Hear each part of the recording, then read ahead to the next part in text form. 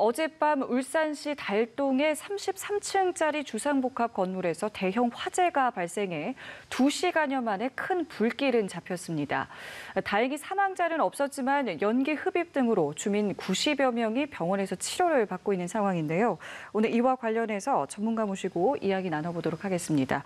오늘 박재성 숭실사이버대 소방방재학과 교수 나오셨습니다. 안녕하세요. 네, 안녕하십니까.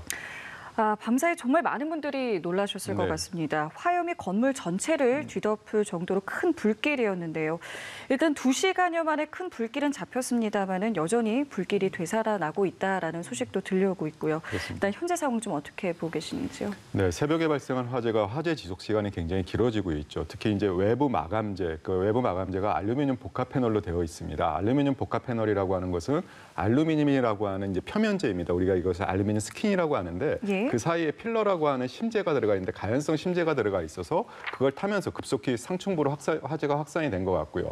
이렇게 화재 지속 시간이 길어질 수밖에 없는 것이 알루미늄이라고 하는 외부 마감재가 있고 그 안에 가연성 그 심재가 있기 때문에 그 심재가 계속적으로 타게 되는 것이고 불이 꺼진 상태에서 있다가도 또 열 축적이 돼가지고 불꽃이 발생시킬 수 있는 환경이 되면 다시 발생을 하는 그런 환경이고요. 또한 고층 건축물이다 보니까 고가사다리차에 의한 외부에서 원활한 화재 진압이 굉장히 어려운 지금 실정입니다. 그렇기 때문에 특히 30층 이상의 고층부에서의 잔염, 그러니까 불꽃이 아직 남아있고 그것이 계속 재발화가 되고 뭐 이런 형태가 되고 있는 것이 지금 상황입니다. 그럼 잔불 진압까지는 아직은 좀 더 시간이 필요하다라고 봐야 되겠군요.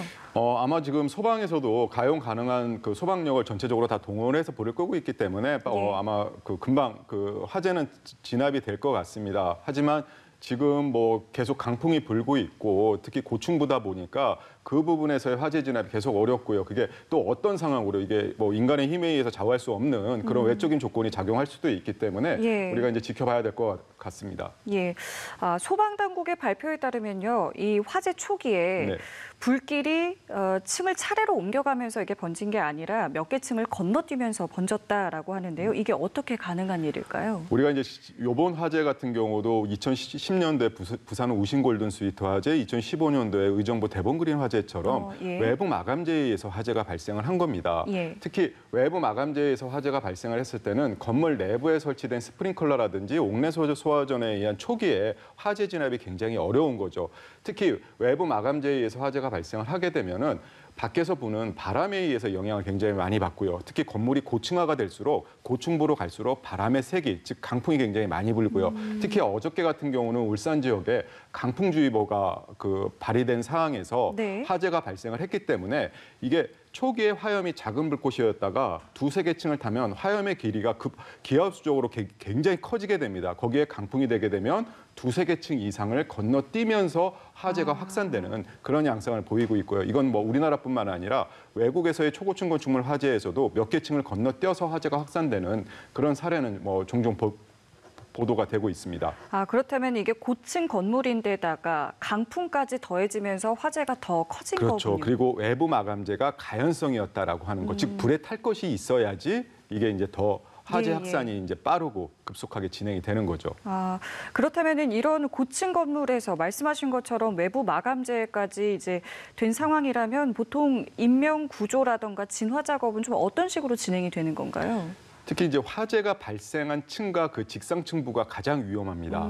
그래서 현장에 출동을 하게 되면은 현장에 출동한 소방대, 즉 구조대 같은 경우에서는 가장 위험한 공간이 어디인가라고 해가지고 구조팀을 나누게 됩니다. 특히 건물 자체에서의 구조 단위의 블록을 나눠서 그 블록 단위로 해서 구조팀을 투입을 하는 것이고, 그리고 가장 위험에 노출될 수 있는 그 공간, 특히 이번 화재 같은 경우는 아마 화재가 발생한 층과 그 직상층부 그리고 최고층부가 이제 가장 위험할 수가 있기 때문에 그런 부분들을 판단을 해서 그 구조팀을 나눠서 이제 투입을 해서 신속하게 그 사람들을 구조를 하고 피난을 시키는 그런 형태로 진행을 하게 되는 것입니다. 저희 지금 화면에도 이제 헬기구도 도입이 되는 것으로 나와 있고요. 지금 보시면 헬기가 투입이 되는 장면도 나와 있고요. 일부 보도에서 보면은 이제 진압용 사다리차를 보유하지 못해서 조금 어려움이 있었다 이런 보도도 있는데 이런 것들의 투입에 대해서도 말씀해 주실까요? 그 고가 사다리차라고 그러죠. 고가 사다리차를 통해서 외부 진압을 하는 데는 그 층수에 굉장히 제한이 가해집니다. 우리가 일반적으로 소방서가 이제 보유한 고가 사다리차가 약 52m짜리가 있고요. 52m면은 아파트로 따지자면 한 15, 16층까지 도달이 되고요. 지금 그렇죠. 이제 70 고층 건축물 화재 진압을 위해서 72m 그 고가 사다리차까지 이제 도입이 되고 있는데 72m라고 하더라도 20층 난층 정도밖에 되지 않습니다. 그렇군요. 예, 그리고 고가 사다리차를 전개를 하려면은 주변에서의 이격거리라든지 경사도라든지 주변 환경이 받쳐져야 되는 부분인데 그것도 굉장히 최근에 도심 지역 환경에서는 어려운 부분이고요. 이번에 화재가 발생한 건물 같은 경우는 33층이기 때문에 네. 고가 사다리차에 의한 화재 진압에서는 그 층수에 굉장히 제한이 가해질 수밖에 없고요. 특히 고층 건축물, 강풍을 동반한 고층 건축물 화재에서 위험한 곳이 또한 무엇이냐면요. 외부 마감재가 바람에 의해서 비산이 됩니다. 날아다닙니다. 이게 굉장히 위험합니다. 2차 피해를 낳을 수가 있겠군요. 2차 피해를 낳을 수 있고 화재 진압을 하는 소방관들의 피해를 입고요. 특히 외국에서의 초고층 건축물 화재에서는 떨어지는 낙하물, 비산물에 의한 소방관들의 인명 피해가 굉장히 크고요.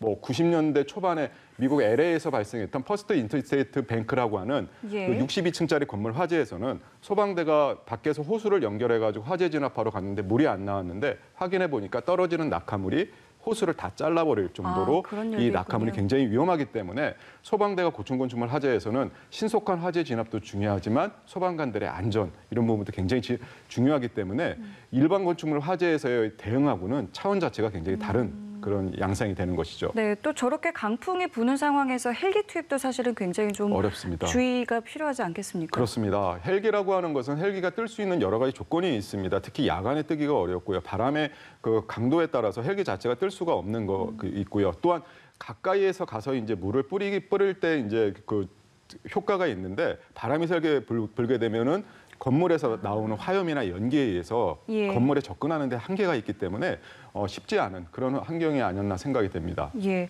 이 화재 당시에 계셨던 주민분들은 또 얼마나 놀라셨을까 싶은데요.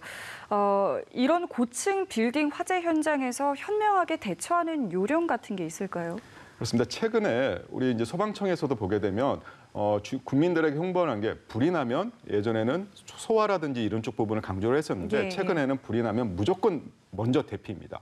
먼저 대피를 하는 것인데 화재가 어디서 발생을 했느냐에 따라서 이제 대피를 어디로 해야 되느냐, 1층으로 해서 지상으로 대피를 하느냐, 아니면 옥상부로 대피를 하느냐라고 하는 것인데 요번과 같이 화재가 33층 건물에서 12층에서 발생을 했다라고 하면은 12층 밑에 있던 거주하시는 분들 같은 경우는 1층으로 빨리 대피를 하시는 게 중요하고요. 특히 30층 정도 이상의 고층부에 있던 분들 같은 경우는 아래로 내려오다가 잘못하면 화재층에서 발생한 연기에 의해서 피해를 입을 수가 있기 때문에 화재 상황이나 연기의 전파 상황을 보시고 그게 아래로 대피하는 것이 어렵다라고 하면 옥상으로 대피를 하게 되면 일정 시간 이상 그 보호를 받을 수가 있고요. 소방대에 의해서 이제 구조가 받으실 수가 있습니다. 이번 화재의 경우에는 이제 고층부 주민들 일부는 이제 피난 공간에서 대피를 하셨다라고 하는데 이것도 안전한 부분인지요? 네, 최근에 이제 보게 되면은 50층 이상의 건축물, 높이가 200m 이상의 건축물을 우리가 초고층 건축물이라고 합니다. 이 본 건물은 이제 거기에 해당되지 않았지만 초고층 건축물은 중간에 반드시 피난 안전 구역을 설치하도록 하고 있고요. 이번과 같이 33층 정도에 되는 건축물을 우리가 준초고층 건축물이라고 합니다. 준초고층 건축물에는 피난 안전 구역이 설치가 된 것이 있고 안 되는 것도 있습니다. 그 건물에 초고층 건축물에 본인이 있는 고층 건축물에 피난 안전 구역이 설치가 됐다라고 하면은 그쪽이 다른 공간보다는 여러분들의 안전을 피난의 안전을 지켜줄 수 있는 여러 가지 시설들이 있기 때문에 그쪽으로서의 임시적으로 피난을 하는 것도 좋은 방법 중에 하나라고 말씀드릴 수 있습니다. 예, 알겠습니다. 자, 그렇다면 이제는 화재 원인에 대해서 좀 저희가 짚어볼 텐데요.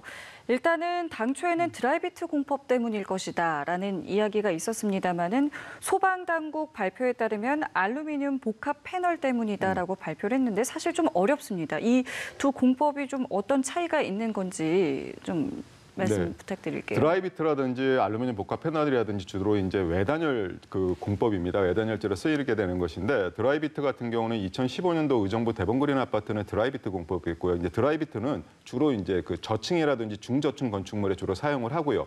얘는 외단열 공법인데 미국의 드라이비트사라고 하는 데서 회사에서 만든 공법입니다. 예. 근데 그거를 일반 상품명을 이제 드라이비트다라고 이제 쓰는데 외부 이제 그 외벽에다가 단열재를 붙이고 메쉬하고 모르타르로 이제 마감을 하고 거기다가 이제 도로를 칠하는 것이 그 드라이비트고요. 예. 얘가 위험한 것이 단열재가 주로 스티로폼과 같이 가연성 스티로폼을 사용을 하는 것이고요.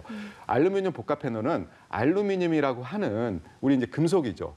금속을 그 얇은 금속을 판을 이렇게 양쪽에 두고 그 사이에 심재나 이제 필러, 단열을 할 수 있는 그 심재를 넣는데 걔가 그 가연성, 즉 뭐 예를 들면 그 폴리에틸렌이라든지 우레탄이라든지 가연성이 들어가게 되면 화재가 발생했을 때 급속하게 화재가 확산이 되는 그런 양상으로 보이게 되는데 이번 그 울산 그 화재 같은 경우는 외부 마감재가 초기에는 드라이비트다라고 이렇게 알려지는 그런 경우가 있었는데 지금까지 확인된 바로는 알루미늄 복합 패널이고요. 예. 그리고 2010년도에 발생했던 부산 우신 골든시티하고 화재하고 좀 다른 것이 얘는 내부에 그 내벽 사이에 그 마감 사이에 글라스울이라고 유리섬이라고 하는 내단열이 있었고 외부에 알루미늄 복합 패널을 쓰다 보니까 우신 골든 스위터보다는 얘가 굉장히 좀 얇았습니다. 그 사이에 지금까지 확인된 바로는 폴리에틸렌이라고 하는 가연성 마감재가 들어갔고 결국 그게 외벽에서의 급속한 화재 확산을 일으킨 것인데 예. 드라이비트나 그 알루미늄 복합 패널이나 걔 자체가 위험한 것이 아니라 그 안에 단열재가 가연성이냐 아니면 미네랄 울이나 글라스울과 같이 불연성인을 썼느냐에 따라서 그 위험도가 달라지게 되는 것이죠. 그럼 지금 말씀해 주신 이야기를 들어보면 이런 어떤 취약한 부분들에 대한 법적 기준을 좀 강화하면 앞으로 이런 일이 좀 줄어들 수 있는 건지도 궁금한데요. 그렇습니다.